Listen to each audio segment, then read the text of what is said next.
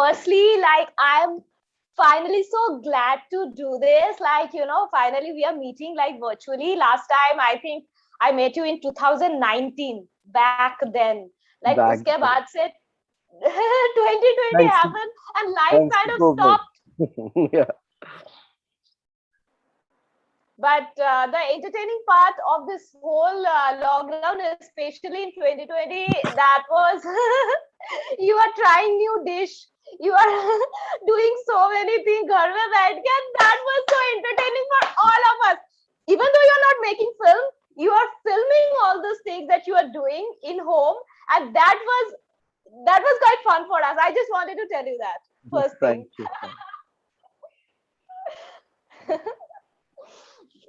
So this of course we are going to talk about Melbourne International Film Festival, which is happening, in which you are one of the juries, and you are short film because you are one of the juries of that. So firstly, tell me, Onita, how is that whole process like of, like, this short films, like, and what kind of potential that you have seen in the kind of short films that has been selected under that category? See, actually, right now, all the entries have not yet come into us for judging, but what is the criteria is the theme, which is modern slavery. And I'm waiting, honestly, to see the kind of films that come because it's a very, very powerful and interesting and important theme. And to see how different filmmakers approach I mean, powerful Important theme. And topic. interesting. Yes. Yeah, absolutely. So as of now, we have not seen the films because they'll be first shortlisted. But I hear that there is like great enthusiasm and lots of films. A lot of entries have been coming in from all over the world, which is nice to know. And I'm looking forward to watching them soon. All know that how this actually can be the conversation starter, right? When it comes to this particular topic, what do you as a filmmaker, how do you interpret the topic, and what do you think how the power of cinema can be utilized to kind of comment on it, or kind of express the opinion through the film? Yeah. I feel that one is the theme of slavery, modern slavery, is something which is, like I mentioned before, something totally prevalent in our society, which we don't address as much as we should. And it's one of the worst form of Mm, human depravity, I think, that you mm, take away the dignity of another human being, take away the basic rights of another human being.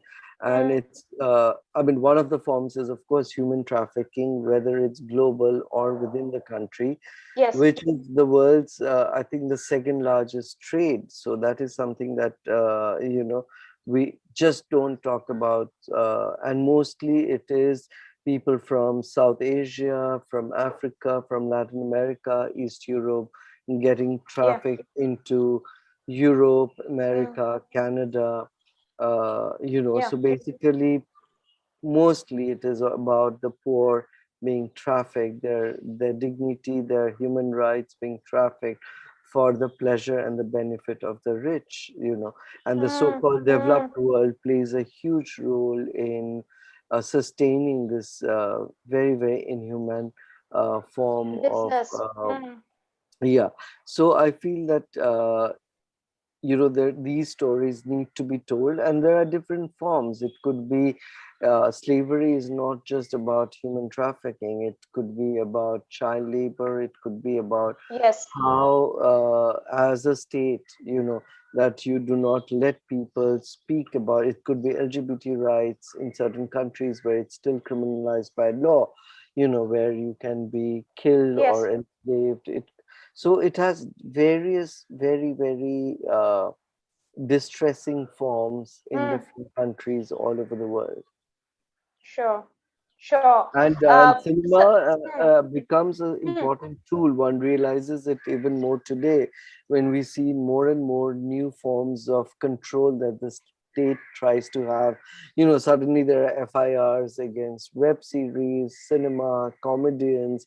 Then you realize that, of course, film is a powerful media that makes people think, that makes people question, and that's why the state is always trying to silence you into Silence the voice. speaking, speaking the way they want you to speak. There are two, three very important and very interesting points that you raise, and I would like to emphasize on that. Firstly, it is understandable, right? It is understandable that when I, as an artist, or I, as a intellectual voice, trying to express my opinion on something in the form of poetry, that could be, poetry or article. I mean, आज के date पे journalist के ऊपर भी बहुत सारा pressure आ जाता है, sir, if you are not following the system, or you are just raising your voice against the system. And it same thing happens with filmmakers and showmakers and all.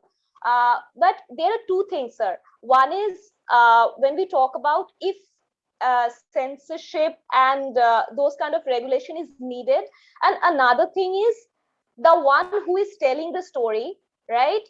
If he or she is responsible enough not to manipulate or misrepresent a situation or a community.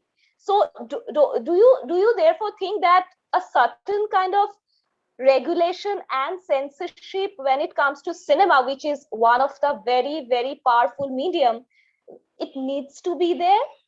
As long as any content is not about hate, propagating hate and violence, hate violence towards any community, I feel that if people do not like something, they don't need to see it.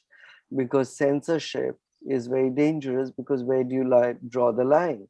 Okay, today in a society, accepting an LGBTQI voice might be something that is so-called perceived against their culture, their religion, that doesn't mean that this voice gets silenced, So I feel that these, what is correct, what is not correct is very personal. There has to be self-censorship where you as a filmmaker do things and if your product is problematic, in terms of, like during the Nazi era, there were lots of videos which propagated violence.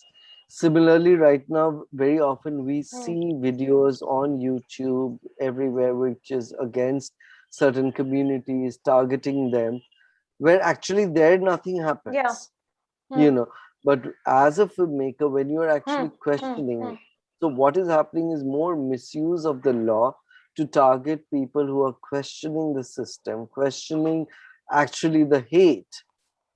So instead of attacking the hate, the laws are being used to attack people who are trying to fight against hate and violence narrative. So that way, self-censorship is important. Of course, you have, like, for example, we have a film certification body, which if it feels that something is dangerous in terms of it is propagating hate and violence, it does censor it. But it has to be the last resort, because it is extremely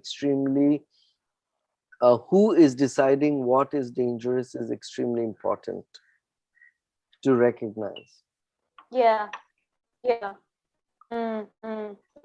I think you are right in a way that it should be the decision or the call that should come from an educated, well-informed mind, instead of the one who just want to control few voice that they do not like.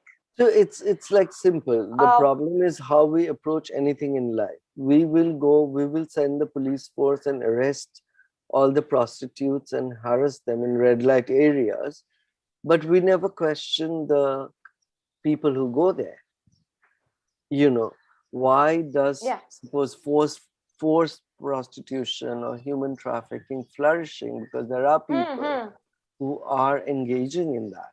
So it is only the people who are at the receiving end gets further questioned by law, harassed by law, because it's a system that propagates. It's a very patriarchal, male-driven, upper caste, male-driven, patriarchal norms that mostly decide what is right and what is wrong.